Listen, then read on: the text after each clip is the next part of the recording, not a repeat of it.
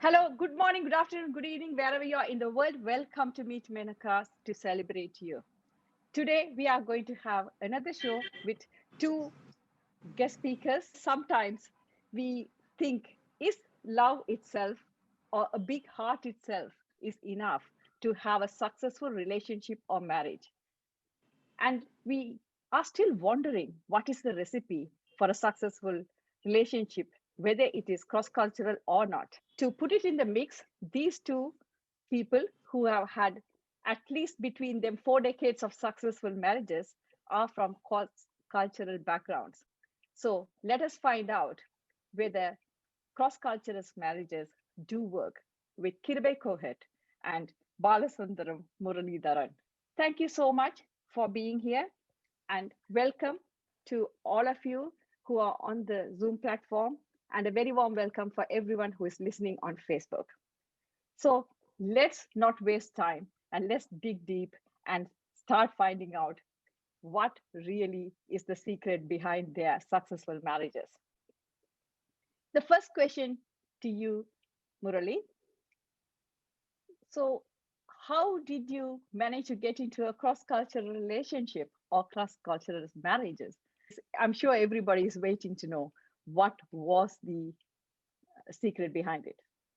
Well, first of all, let me start by saying it wasn't intentional. It was just, it just so happened, really. I think I met Maria, I think it's 1991, so it's going to be 30 years this May. I just thought, she's a very, very, very nice girl, and we were just studying together. I just met her. As I said, it wasn't going to be a marriage. We were just not, we started going out together for a few years, and we thought, okay, maybe that, it's going to work out, and that we went from there.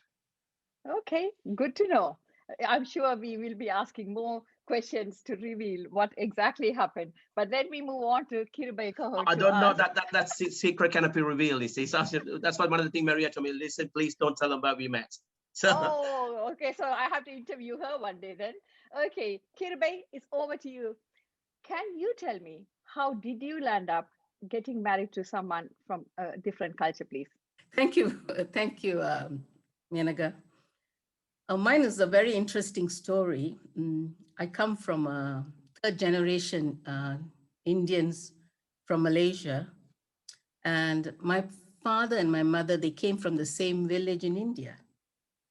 So obviously, they would have wanted the eldest, the firstborn, to be married to somebody from within the community. And we are very particular because we always marry within the 64 families from one village. So everybody is very related in that village. So, so when I was of age, from 21 onwards, my father was very keen to tie me down. Unfortunately, he couldn't because I finally got married to Robert when I was 47. But there was a reason for this delay because when I was young, I was sexually abused. And somehow or other with a very small community, stories get out of, they do slip out. And that was my first challenge that I had as a young lady. Secondly, when I was of age, 21 and above, and when we had proposals, my parents tried to matchmake me with people. They came, they saw me, they said, oh no, she is too fat. She was very dark. She's dark. Oh, not fair enough for our boy. And then while I was working in the bank. I had a very good job. And then they came, the proposals came, and they said, how much of pension does she have? What is the father giving her? She's the firstborn. I'm sure they will give her a lot of dowry. So this was going on for some time. And it was heartbreaking because, I was not accepted for who I was. It was like somebody coming to buy me, and we have to give dowry. And please, there's no offense here because this is my story and this is what happened to me. And I pray that you will, I don't mean any offense to anyone on this platform. So this was going on, and it was quite sad. And my father was especially my father, he was very intentional, wanting me to marry within my relative circle. And then the circle started going bigger in the sense they started looking for someone outside the circle, Indians. And it never happened. It never happened. And so I only got married after my mother said, just a little bit, very quickly. I know Murali is dying to say something. No, it's okay. Go ahead.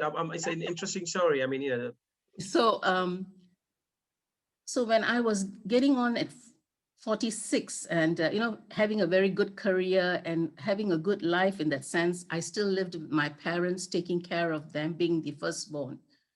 One of our friends from the church, she said, there's this nice guy in the UK, I think you would make a good match for him. I said, me marrying a foreigner, leaving my parents?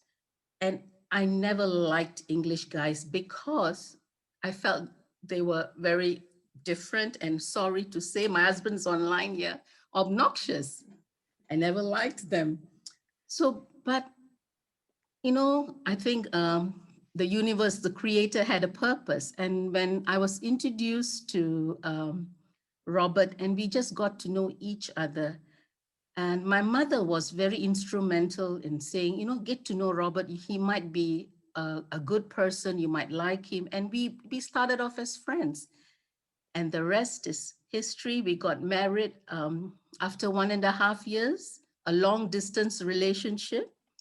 And we are going into our 11 years of marriage and very, very, very happy. Thank you, Kirubai, for that heart-touching story.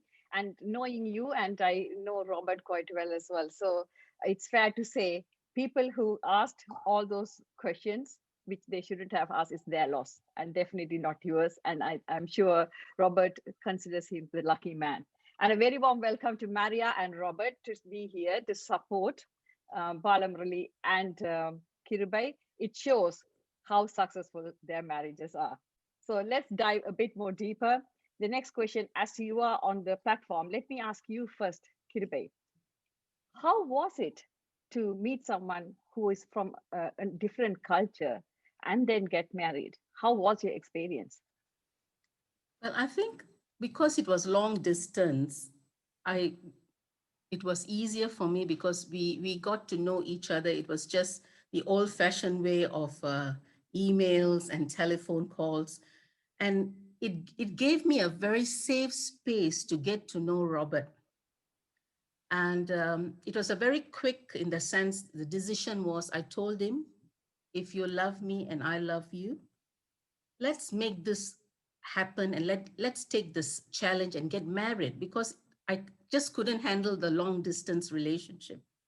So, but I would say the person who was very instrumental was my mother. She encouraged me because my father, of course, he was like, how can she marry someone outside the community? But my mother said, no, she's already 47. She needs to make a life of her own. And she encouraged me. And I think it was understanding someone from a different culture. You will never know till you live with that person. Okay, good tip for everyone, Kirubai. Thank you so much. Murali, over to you.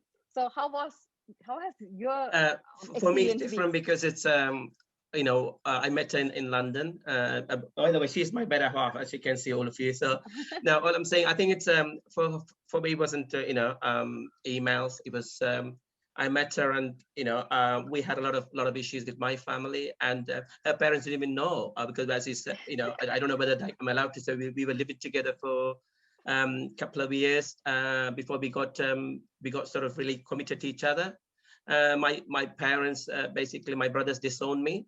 Even though they came to the country in the 70s, all my family stopped talking to me because we were living in sin. But Maria's parents didn't know because she's from a Catholic background. I'm from Hindu family background. So in her case, she didn't want to tell her parents she was living with somebody. It took a long time for us to convince my family. Her family, I think, a bit more liberal, more open to sort of like her marrying somebody from a different background. But my family, my parents my father was 100% against my marriage. So did my brothers and then my sister as well. But somehow we managed to convince them in 1994. They came around accepting her as a sister-in-law, daughter-in-law. Here we are after 26 years of happy married life and 30 years of being together. Sure. Congratulations to me, you as well, Maria. For us to live together in the beginning is to know each other. It's two very different backgrounds and different cultures. So we really like to know before you say marriage. We did like to know that we were compatible. Yeah, sure, really sure. Together. Sure, thank you. Because Suja on this platform today, she did speak about how she lived together before she got married and how it was instrumental for her success in relationship. So I'm not promoting one way or the other. No promoting. We will say because we don't know each other. If you say culture, you know more or less the culture. In the beginning, we didn't know exactly. Of course, sure. Thank you so much, Maria. Thanks for that insight. Speak of disruptors and trailblazers, and you listen to Murali and Maria, Robert, and Kirubai, I guess, all between both the couples, you have done it all. So hats off to you, and you have made it a success. And I know any relationship, for that matter, takes a lot of hard work. Is there anything particular, like the challenges you face because you come from different cultures? First question to Murali. Of course, you bound to have problems because the way she was brought up and the way I was brought up. I wasn't born here. I was born in Sri Lanka. I came in. I was 20 years of age. For Maria, I think similar when she came to London to study. It's a lot of understanding, a lot of accommodating, but it's not compromise. I would probably say. In Maria's case, she had to adjust me. I'm not an easy person to live with. And it's the same thing goes with Maria as well. I mean, we have to sort of, we have to adjust ourselves. In the beginning, we had a number of issues when we first moved in together, because it's, the way she was brought up. She's a Catholic background. She's of Caucasian, I'm an Asian background, the way I believe in certain things.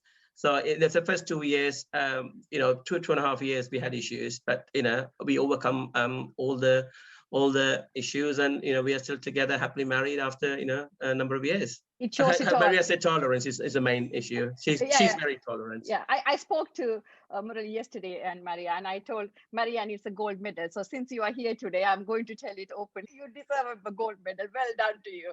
I'm just kidding.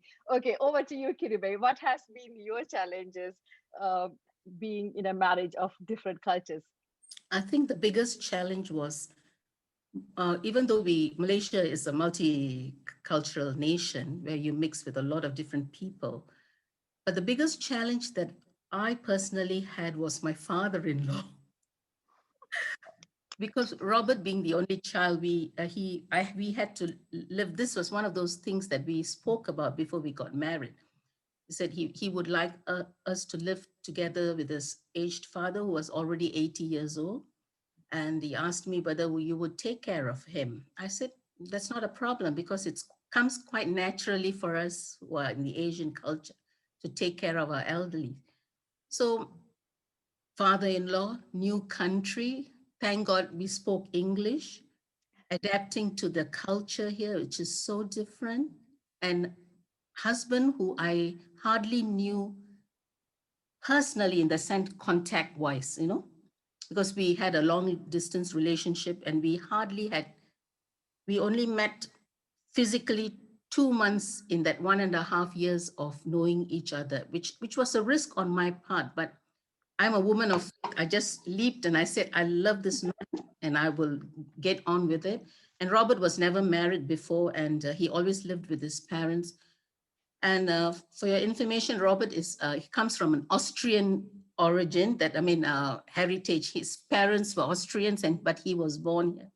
So family values were very, very strong in his family. And taking care of my father-in-law was my biggest challenge, but I won him over by just being very, very loving towards him. He was a difficult Germanic old man, but just loving him and doing everything for him. When he fell ill, I took care of him to the extent the doctors would tell my father-in-law, "Is that your young wife from Asia, your older wife?" But it all ends well. But I took care of him, and I won him over, and that made Robert actually love me even more. Thank you for that insight, Kirubai. But between you and Robert in particular, was there any cultural differences you had to overcome? Okay, I think he's laughing. I think the cultural differences was food. Of course, food is one thing, because you're going into a family where you eat rice and curry, and then you have to kind of adjust. But we came to a happy compromise. I have my rice and curry in the afternoon, and I cook the food that he likes. And adjusting to other things it was probably a lot easier, because when love is the common denominator, you give and take. I always say this, between us, we make 100%, but there are times I'm 30% and you make the 70%. If you are the 20%, I make the 80%. So there's a constant complementing of each other. We fight, we do fight, we have our differences, upbringing, but it kind of never got in between what we love each other and make things work. Yeah. Thank you, Kirubai. Rather than fight, I guess you have differences of opinion sometimes. You get married late. What for waste your time fighting? Sure. Thank you so much, Kirubai. As soon as you spoke about food, I could see Murali turning and looking at Maria. Anything you want to add, Murali? No. For us, I think that I'm not a great rice and curry eater. So for me, with Maria, we hardly eat rice and curry. I think the only time we eat rice and curry probably once or twice a month. Maria used to try and cook curry for me, but it didn't work out because her curry is too. So if I want to eat rice, our son really likes rice and curry. So especially the way I cook. So in our case, and if I want to cook rice and curry, yes. But otherwise, we normally go with mainly sort of Chinese, Indian, or whatever Maria cooks. I'm happy to. I didn't really have too much compromise in that regard. So I don't need to eat rice and curry. So okay, perfect. That's good. Good for you, Maria, as well. You didn't have to learn to cook rice and curry. Okay. She did try, though. She did try. I give her credit. She did try, but I think that it wasn't good enough for me, for my taste, anyways. That's okay. I mean, she's not heartbroken that it's not good enough for you. That's okay. So between both of you, you have almost 4 decades of happy marriage, particularly from cross culture. If you have to give 3-4 tips for people who are perhaps already in it, or embarking on it, what would be the tips for you? And even if it is not cross culture, it's marriage is a marriage, relationship is a relationship. To make it work, definitely you need I'm sure wisdom from people who have made it work. So what would it be from you, Murali? For me, I think it's a trust, because I go out quite a bit, and which Maria knows, I have a big social life, and so I think that's a big part playing in a relationship, because it's she doesn't control me in any way, but she knows I go out and help my community a lot. So I'm out literally, before the COVID started, I'm still out, helping with the funerals and things like that. And also she's very understanding as well. She understands our community very well. So, I mean, in our culture, when I first met Maria, I wasn't really mixing with many Tamil people. I wasn't sort of very popular person. I only know a few Tamil people. But the last sort of 13, 14 years, I became probably a reasonably well-known person within the community. So because of some of the things that I do for the community. So yeah, I think that she's very understanding and very accommodating as well. But with any marriage, it doesn't necessarily have to be, it's not because of she's white, but any woman that have this kind of understanding, the marriage should work, will work. So what did you have to adjust to Maria? You have to ask her, not much. No, seriously. No. Ask me, no? Ask her, she will tell you. No, I think that, I mean, to be honest, I had to sort of like accommodate a lot as well. I mean, because I learned to speak a little bit of Spanish to start with. She's of Spanish origin, so and also I go to Spain quite a bit because her parents are in their late 80s. She likes to spend a lot of time in Spain, so she goes to Spain 2-3 times a year. I had to manage without her, so I mean that's a lot of accommodating as well, and also I go to Spain quite a bit with her to her parents. And one of the things that we know, when the parents get old, one thing we know, because she has three other siblings, so she may have to spend quite a bit of time in Spain looking after her parent. That we know as well, so I have no problem with that. Sure. Anything to add, Maria?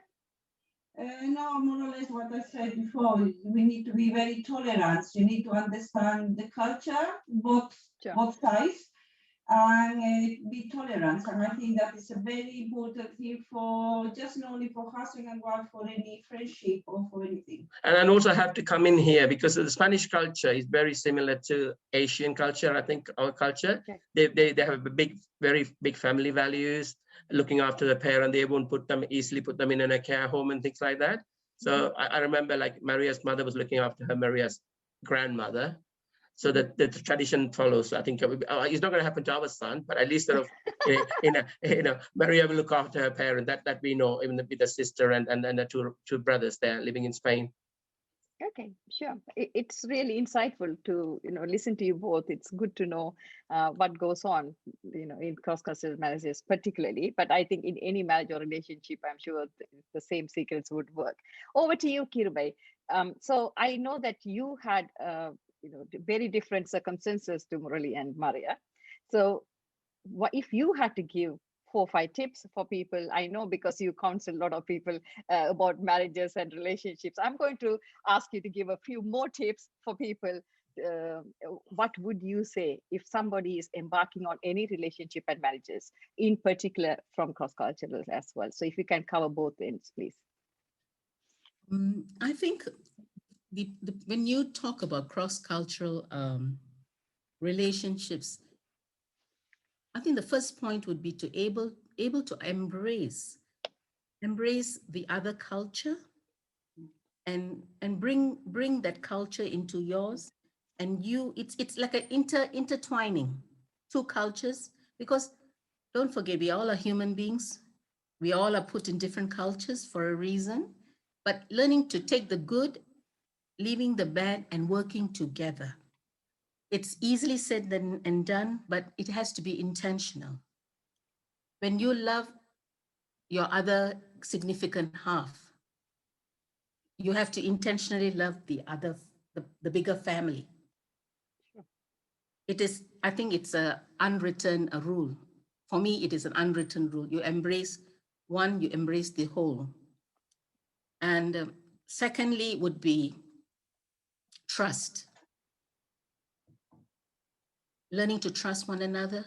Thirdly, communicating everything, your likes, your dislikes, your feelings, and never go to bed angry with each other. We always talked, and we talked everything. I think what happened was when, the 1.5 years of courtship just on emails and telephone helped me to express everything verbally. So that helped us to talk to each other and putting everything down and saying, this is how it is. This is what my family, we would do. What your thoughts, talking about everything. And I think that's 4 tips. And the 5th tip would be love. Love has to be the basis of all relationships, loving unconditionally and embracing each other. Sure. Thank you, Kirubai.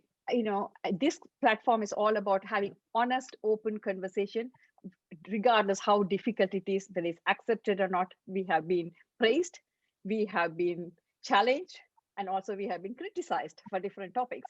However, platform was created for that very thing. So, looking at your background, what you said to me, I cannot just let it pass, unfortunately. You told about how difficult it was, how heartbreaking it was for you. And I would say it is serendipitous, isn't it? Like you just met the right man because of all those things. They say give you lemon and make it lemonade, and you have definitely done that. However, if you have to look back and tell other people how to embrace others and not to put others in that particular position, is there any advice you would like to part?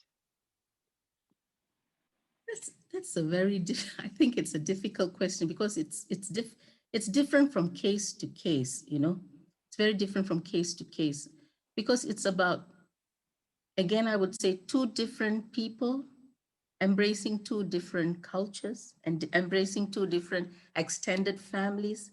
You got to have a very big heart to be able to take it across the board and say, mi casa, su casa.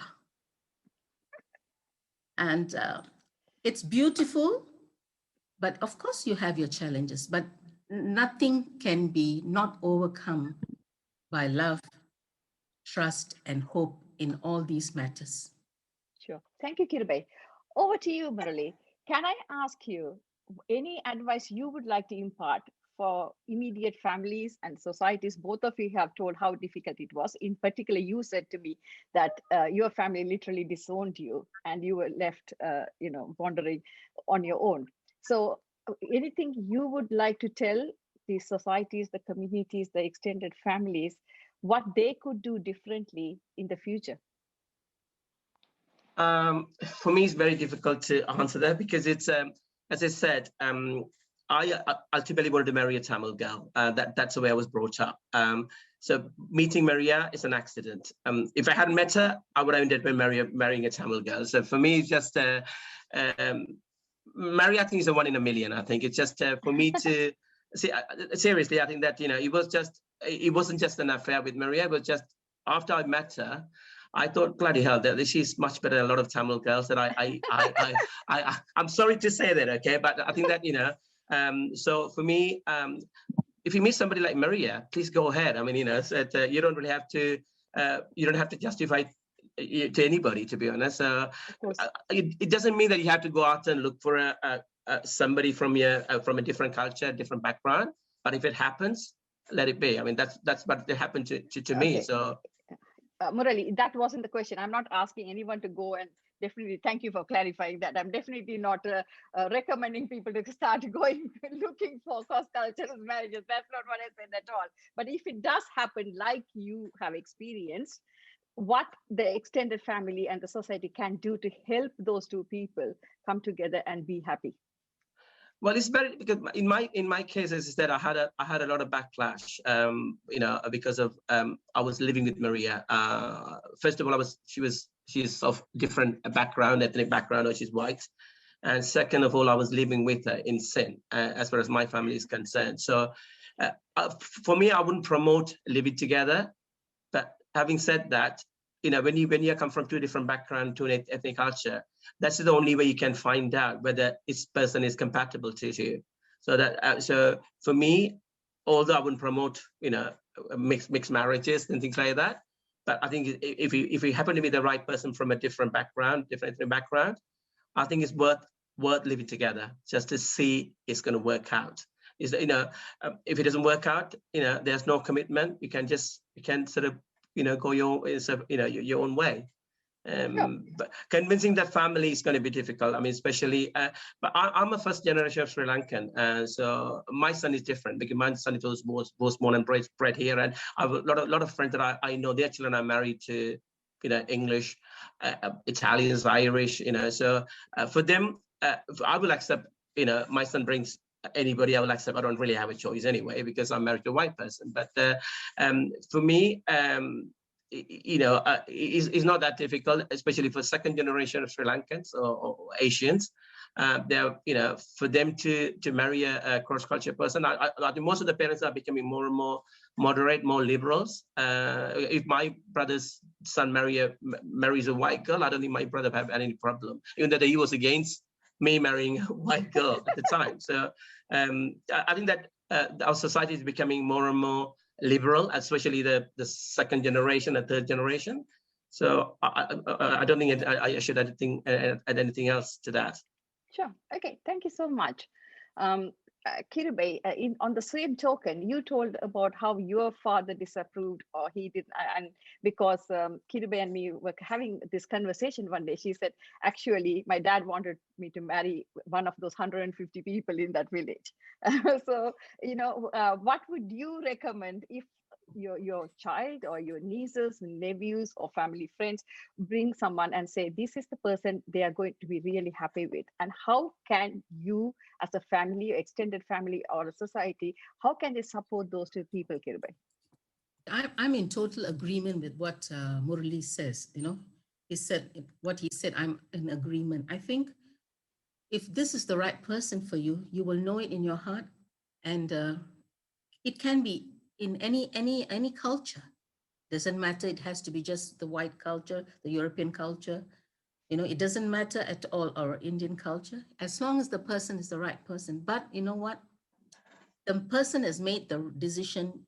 And if you see this is the right decision, I think as a family, we need to support and not alienate them like in how it happens in the Tamil movies. Embrace, support, and build them up. Guide them and teach them. One of the things with Robert and myself is I never gave up my cultural stuff. Like I read and write Tamil, I speak Tamil, I wear my saris, I do all things that's, embraces my culture. And he loves it. Never giving up that part of my life, but that bringing together. And then you can teach others. If they have made that choice, we can help them. What Murali and Maria have done, and Robert and myself, we have done. Now it's time for us to help others. Sure.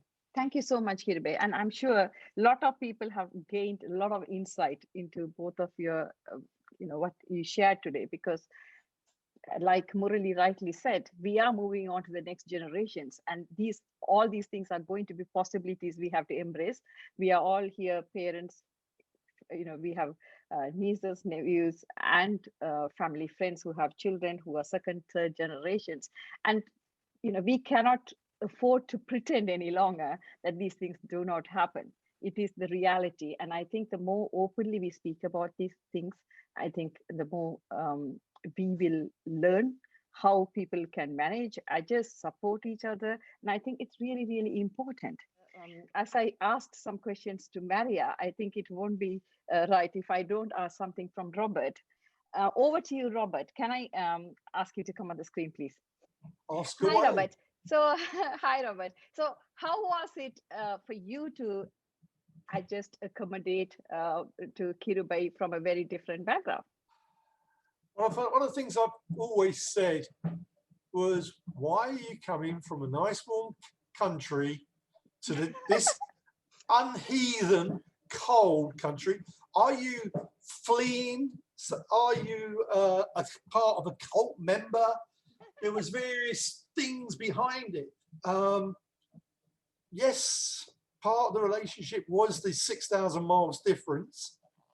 So there was a lot of communication, and it worked both ways, not necessarily only for Kirubai, but myself, in the sense that we grew to know each other much more intensely than if we'd possibly been the other way around, of together, cohabiting, whichever. No matter, there's no problems either way, but it just worked out brilliantly for us. Sure. The first time I met her father, it was like oh, it's going to be difficult. It's going to be fun. And what had happened was her sister is married to also a European. And Roland said, oh, in the 5 years, he's never really spoken to me. So he's basically, you know, upset or whatever, kind of like the same thing like you just said with your own families and such. And literally, so I came in and tried my best behavior and talked. I think I said they work for the railways or whatever. So I opened the conversation. Next thing, that's it. It was okay. So that was a culture shock in a way. Getting used to Kirubai, yeah. There's been a few times that I've asked for a few things to be done. She's actually, due to various things, changed her name because the sister is also that was known as Mala. Everyone in Malaysia calls her Mala, but wait a minute, your first name's Kirubai. Please, you know, can we get you to be Kirubai? And one of the other things which I've learned was in the days when we could travel, Kirubai's passport causes me no end of problems in the sense of it's more than 25 words. And every airline ticket, the maximum you can fill in is 25. So the passport never matches the airline ticket. So traveling with Kirubai was fun. But end of the day, I love her to bits. Would I change stuff about her? No. Do I want a dowry? No. Do I have any interest in a dowry? No. And it's like everything comes down to trust. Sure. You know, love and trust were the most key elements in it. Sure.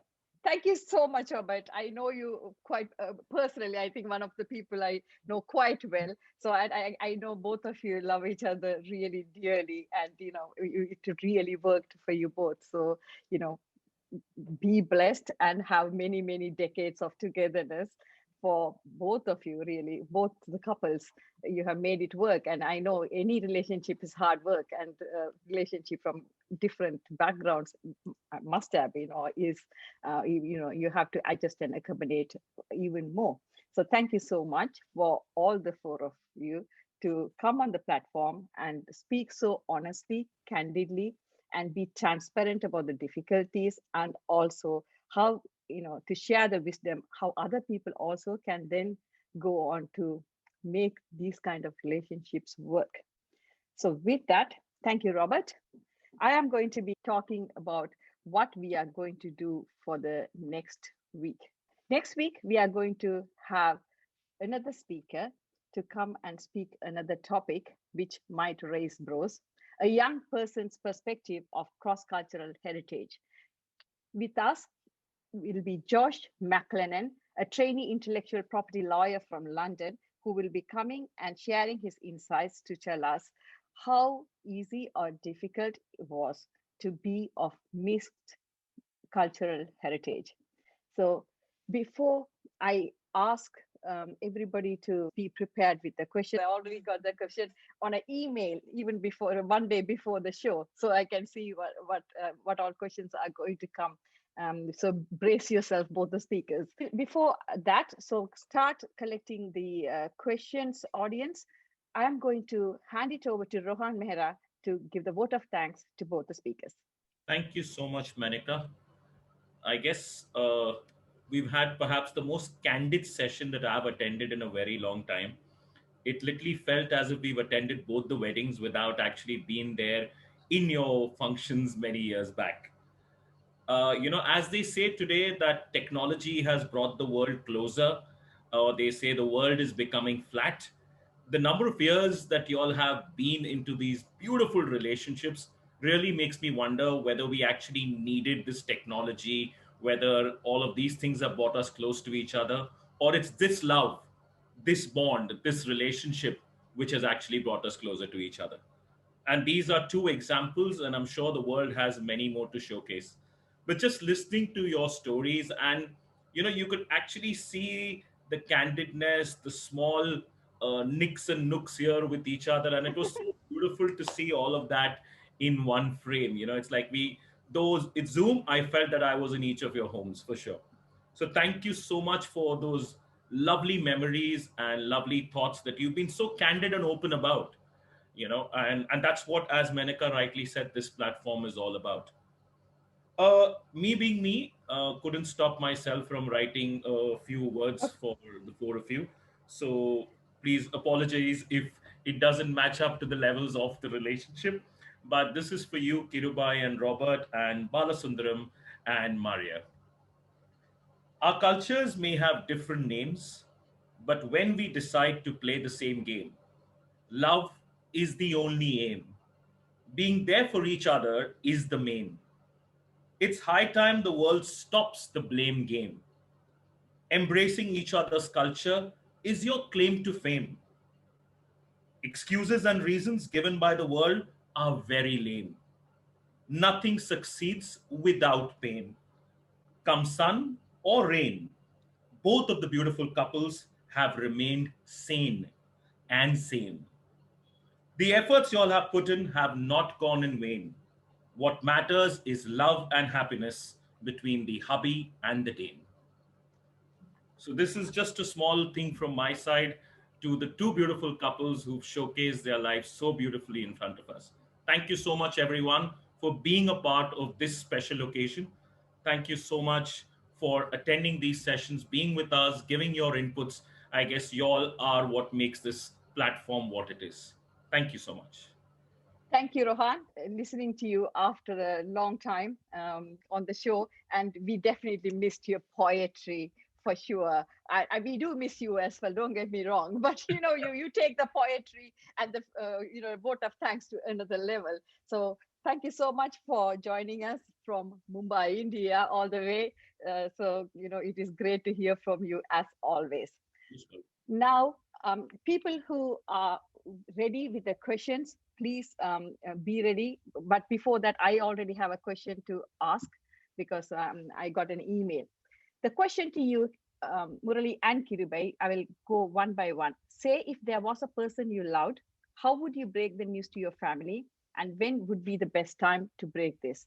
The question to you, Murali, first, and then I will pass it over to Kirubai. Sorry, ask the question again, sorry. Yeah, sure. Okay, let me read that. So say if there was a person you loved, how would you break the news to your family and when would be the best time? I take it is from cross-cultural background. For me, it was very difficult because, as I said, my parents were against me marrying a white girl. So it wasn't easy for me to break it to my parents. The way I did it, I told my younger sister, she just came from Sri Lanka at the time. I just told my younger sister, listen, I'm just, with this girl. And she actually sort of kept it quiet. She didn't want to tell her brothers or sisters, but Maria moved in with me in the meantime.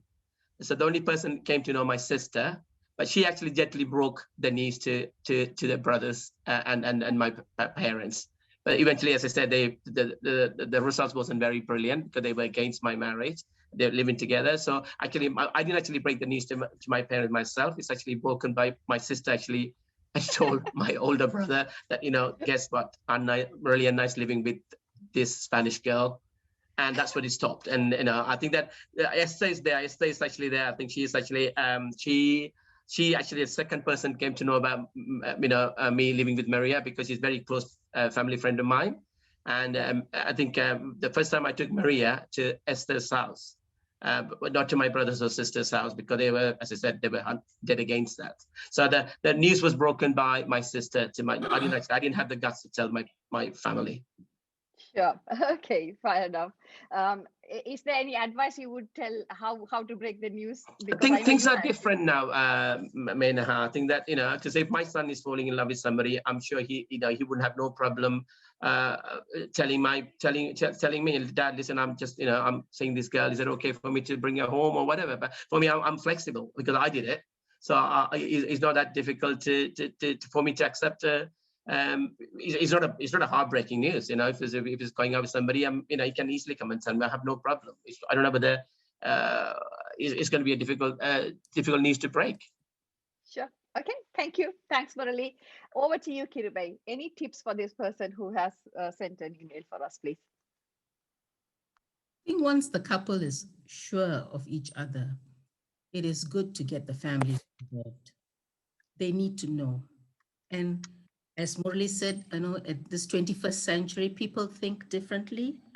Embracing is very important. But, still, if you had a father like mine who was living in times, the way my sister used was, she kind of, I used the word groom very carefully.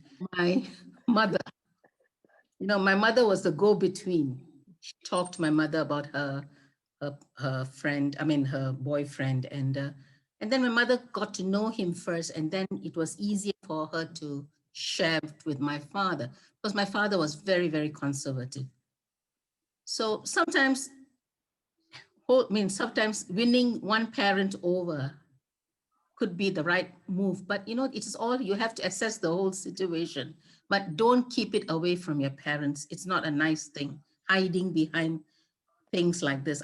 For me, I don't take it lightly because it's not very nice. Sorry. Sure. Yeah, that's okay. Thank you so much. And I hope whoever sent me that question benefited from both the answers. I agree totally, because I have been very, very had personal ups and downs many times.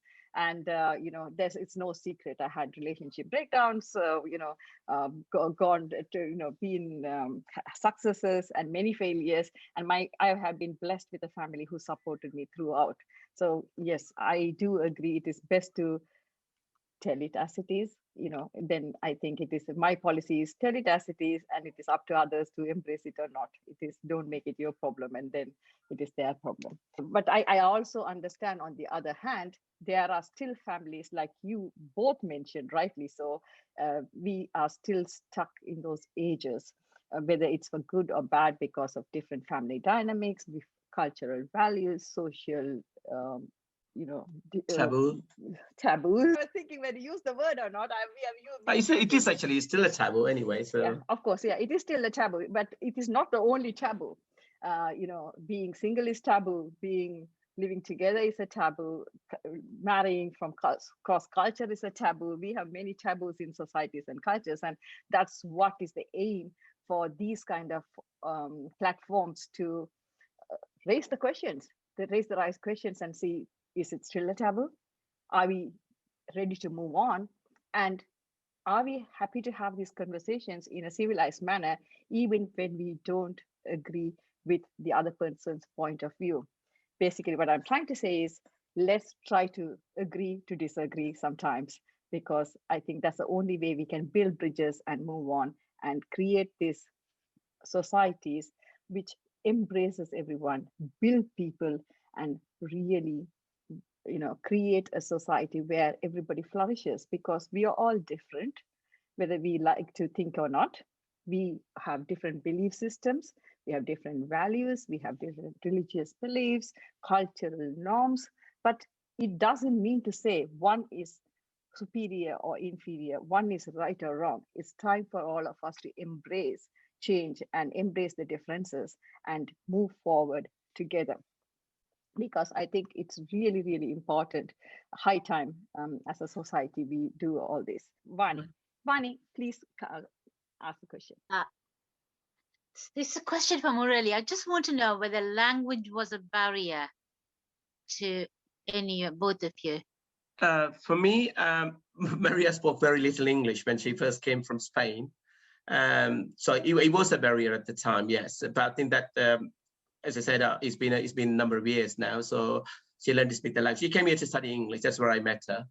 And it was the first few months was very, very difficult communicating. But they didn't have mobile phone those days anyway. So when we meet up, it was just mainly sign language. But it just went on from that. But I think that, and also that's one of the reasons I wanted to learn to speak Spanish, because her parents, her sister and brother, just could speak English, but not her parents. For that reason, I needed to learn to speak a little bit of Spanish. I'm not very fluent in Spanish, but I can just about get by speaking to my in-laws. Sure. I have Yes, a question. of course. Yeah. Yes, Kanta. Yeah, I have a question I will say to Bala Murali. As as parents, our parents opposed when we find our own partners. That is, when we select the partners, my parents opposed, my father opposed, and so when it cross cultural, it would have been very difficult. As a other generation, as you are now as a father, are you 100% honestly say that you will accept that your son finds someone on his own choice? That will it be more civil, or will you be honestly accepting? Because when we sit in our parents' chair, we think our parents were right sometime. When sometime when I argue with my husband, I tell him, yeah, my father was right. He was the it's enough funny. I'm married for 38 years, I'm telling, but so then so are you now, as a next, you are younger than me, you are actually in the next other generation. I can take it as a young father now. How would you take it if your son come and say, living together, loving is all accept, doesn't, but when they say they are going to marry somebody from another culture or whatever, how would you feel? Put it this way, okay? I'm married to a Spanish. Yes. For me, him accepting and him marrying somebody from a different culture, I don't have any problem at all. I mean, even he told me, ideally, I actually wanted to marry either Spanish or Sri Lankan Tamil. Ideally, okay? So ideally.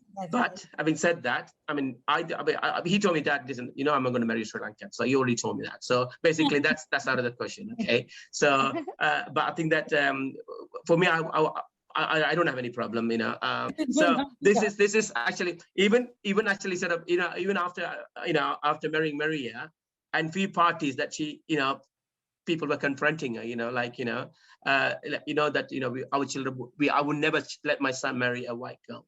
Even now we get told at parties when we go out to parties. Okay, so the taboo is still there. Whatever we say, the taboo is still there. As I said, going back to my son's story, yes, I mean, I would be happy to accept, him marrying somebody from a different ethnic background. I won't have any problem with that.